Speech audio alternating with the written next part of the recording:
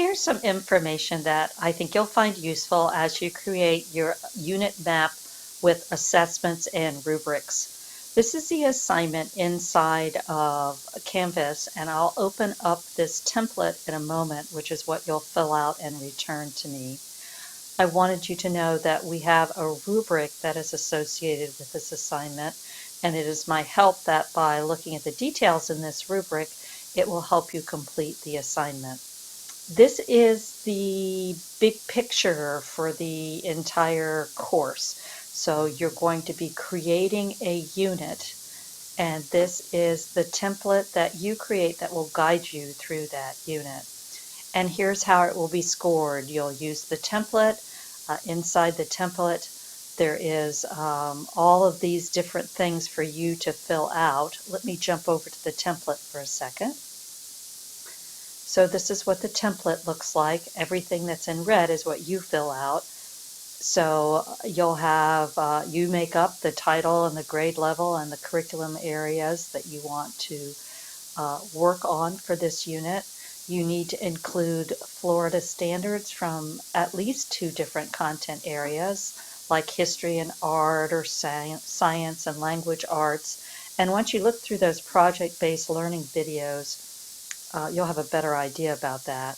And because you're using technology, you'll also want to know what ISTE student standards that the students will have to show while they are completing this unit. So you'll have both the Florida content standards, like if you were doing history and music together, they would be up here, and then the technology standards would be here.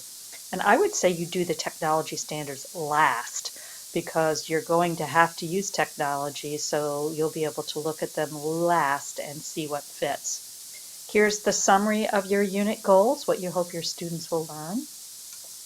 This is a description of your summative final project.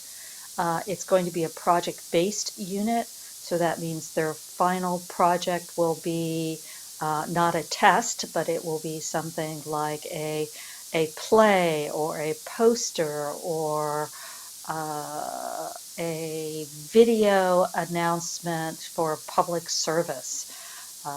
It could be a PowerPoint, but it'll be a project, not a test. And then you get to make up what score that will be. You will create a rubric on how you will grade the student's final project, and that rubric needs to go here. And you can either give me a link to the rubric, and you could use iRubric, or you can use RubyStar, or you can actually copy and paste the table that the rubric would be in here. I encourage you to Google rubrics and project-based lessons and units to get some ideas.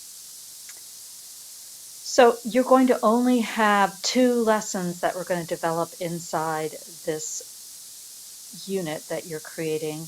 One will be an interactive PowerPoint.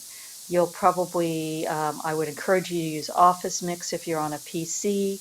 Otherwise, you're going to use PowerPoint in a different way, and that will be one of your lessons. So that will be include your objectives from the top up here, these standards, and one of these standards will be in each lesson. And the other lesson is an interactive video lesson.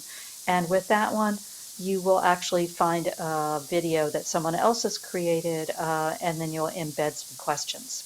And you'll learn more about those as we get there. So let me just jump back again to Canvas really quickly, and you'll see again that this is the rubric, which aligns to the template and how you will be scored. So I understand that can be a confusing piece of an assignment, but it'll guide the whole class. So whatever you pick to do, this will be what you'll do for the rest of our short summer term together. If you have any questions, post them to questions, comments, and concerns.